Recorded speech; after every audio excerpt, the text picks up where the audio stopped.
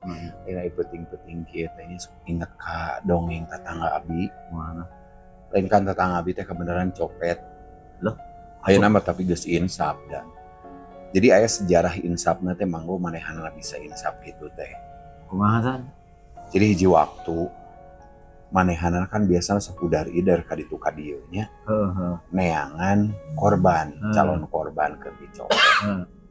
Poe eta manehana teu meunang nanaon manggo teu hasil teh nepikeun ka jam sekitar 1:30 peutingan.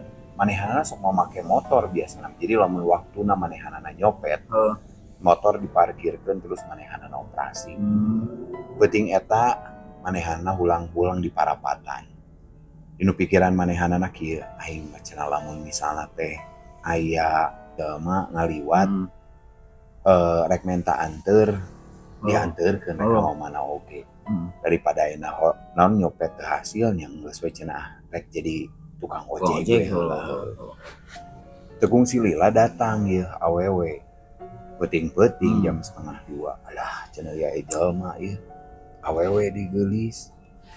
Kusabab memang manehana geus teu niat nyopet, geus we cenah rek ngojek we ayeuna mah. Neng, ojek kasih awewe eta teh. Si awewe eta teh daekeun manggo. Pas daekeun muhun cenah ojek cek si awewe eta. Ka mana Neng? Eta cenah ka daerah. Di mana tadi Garut? Lain, aya we di hiji tempat di Cilembur. Terkenal manggo di dinya teh aya makam gede.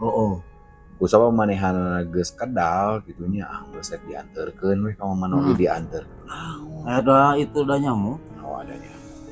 Nah, dianteurkeun lah Neng bade ka mana ka Cimahi. Hayu sok naik we, naik. Sang we perjalanannya berangkat. Si eta karek ingat di tengah-tengah. Alah cenah terkenal daerah angker jaba aya kuburan gede. Pas hareupeun kuburan manggo si awewe eta menta eureun. Lah atos cenah di dieu we ngahulang nya eureun di kuburan si copet eta teh. Tekung si Lila pas manehana ngalieu ka tukang eta awewe hiber manggo. Bari nyeleukeut teu. Serem kieu. Justru eta. Terus otomatis si copet teh reuaseun manggo.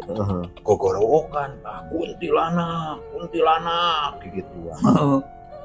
Balik deui tah si kuntilanak teh bari melak cangkeng.